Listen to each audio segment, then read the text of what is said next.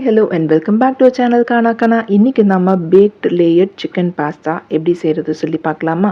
இப்போ இந்த வெக்கேஷன் டைமுக்கு குழந்தைங்களுக்கு இந்த மாதிரி சமைச்சு கொடுத்து பாருங்களேன், அவங்க ரொம்பவே என்ஜாய் பண்ணுவாங்க.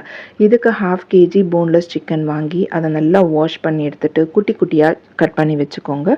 அதுக்கப்புறமா அதில் 1 ஸ்பூன் ரெட் சில்லி பவுடர், இந்த சிக்கனுக்கு தேவையான அளவு சால்ட் ஆட் பண்ணிக்கோங்க, 1 spoon paprika powder, Italian herbs ஒரு 1/4 ஸ்பூன், 1/2 ஸ்பூன் ஜீரகப்பொடி, 1/4 கப் தயிர் ஆட் பண்ணி நல்லா மிக்ஸ் பண்ணிக்கோங்க.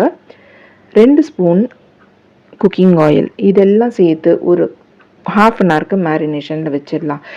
ஒரு பேனில் 2 டேபிள் ஸ்பூன் பட்டர் ஆட் பண்ணி அந்த பட்டர் நல்லா மெல்ட் ஆகட்டும். 1/4 கப் மைதா ஆட் பண்ணி நல்லா அந்த பட்டரோடு மிக்ஸ் பண்ணிக்கோங்க. கட்டி எதுவும் ஃபார்ம் ஆகாத மாதிரி நல்லா ஃபைனாக மிக்ஸ் பண்ணி வச்சுக்கோங்க. இன்னொரு பக்கம் பாலை காய்ச்சி ஆற வச்சுருக்கேன். ஒரு 1/2 லிட்டர் பாலை தண்ணி விடாமல் காய்ச்சி எடுத்துக்கோங்க.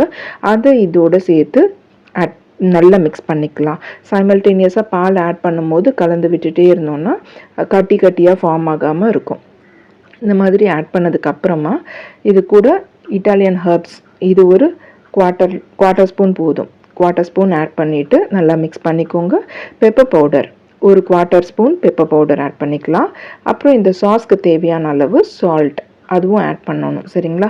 இப்போது இந்த பெப்பர் பவுடர் பார்த்திங்கன்னா உங்கள் காரத்துக்கு ஏற்ற மாதிரி பார்த்துக்கோங்க. ஏன்னா நம்ம சிக்கன் மேரினேஷன்லையும் காரம் போட்டிருக்கோம், அதனால் பெப்பர் பவுடர் பார்த்து ஆட் பண்ணிக்கோங்க. அவ்வளோதான், இந்த சாஸ் ரெடி ஆகிடுச்சு. ஒரு பக்கம் பேனில் பட்டர் ஆட் பண்ணி நம்ம மேரினேட் பண்ணி வச்சுருந்த சிக்கன் எல்லாம் இதோட சேர்த்துக்கலாம். இது நல்லா ரோஸ்ட் ஆகணும் சிக்கன். இது கூட பேஸ்ட் பார்த்திங்கன்னா முழு பூண்டை ஒரு பெரிய பூண்டை தோல் உரிச்சு வச்சுக்கோங்க. 5 காஞ்ச மிளகாய், இது ரெண்டுத்தையும் தண்ணி விடாமல் நல்லா பேஸ்ட்டாக அரைச்சி எடுத்துக்கோங்க. அந்த பேஸ்ட்டை தான் நம்ம இப்போ ஆட் பண்ணி இந்த சிக்கனை ஃபைனல் ரோஸ்டிங்காக கம்ப்ளீட் பண்ண போகிறோம். இப்போது இந்த சிக்கன் ரோஸ்டிங்கும் ரெடி ஆகிடுச்சு. நெக்ஸ்ட் என்ன பண்ண போகிறோன்னா, நம்ம பாஸ்தாவை குக் பண்ணி வடிகட்டும் போது அதில் ஒரு 1/4 கப் தண்ணியை எடுத்து வச்சுக்கலாம். அந்த 1/4 கப் தண்ணியை இந்த சிக்கனோட சேர்த்துக்கலாம். ஏன்னா ரொம்ப ட்ரையாகவும் இருக்கக்கூடாதுன்றதுக்காக நம்ம அந்த பாஸ்தா தண்ணியை சேர்த்துக்க போகிறோம். இப்போது இதை நல்லா தவாவில் லே பண்ணிவிட்டு நெக்ஸ்ட்டு பாஸ்தாவை அது மேலே நல்லா பரவலாக ஆட் பண்ணிக்கோங்க.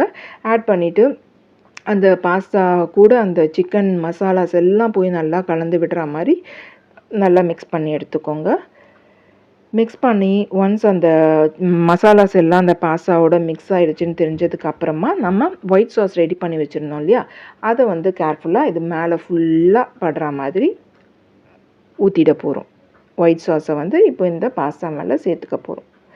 அது பாஸ்தா ஃபுல்லாக ஆட் பண்ணி முடித்ததுக்கப்புறமா மொசரல்லா சீஸ் தான் ஆட் பண்ணியிருக்கேன். மொசரல்லா சீஸ் கிரேட்டடாகவும் கிடைக்குது. அப்படி கிடைக்கலன்னா நீங்கள் கிரேட் பண்ணி எடுத்துக்கோங்க.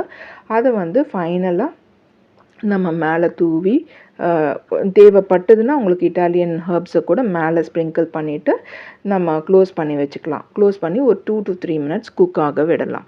இப்போ இது ஹெவி பாட்டம் பேனுன்றனால நான் இது ஒன்ஸ் எல்லாம் முடித்ததுக்கப்புறமா தட்டை போட்டு மூடிட்டு க்ளோஸ் பண்ணதுமே ஆஃப் பண்ணிட்டேன். ஏன்னா ஆல்ரெடி அதில் ஹீட் இருந்துட்டு தான் இருக்கும் ஹெவி பாட்டம் பேனுன்றனால, அதனால் ஆஃப் பண்ணிவிட்டேன். நீங்களும் ஹெவி பாட்டம் பேன்லேயே செய்யுங்க, அப்போ தான் அடிப்பிடிக்காமல் நல்லாயிருக்கும்.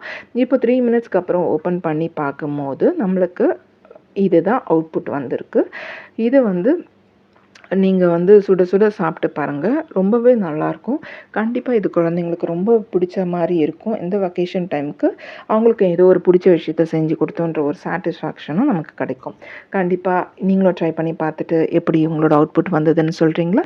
வேறு ஒரு இன்ட்ரெஸ்டிங்கான வீடியோவில் பார்க்குற வரைக்கும் it's bye bye from Latha Kannan. Thanks for வாட்சிங்.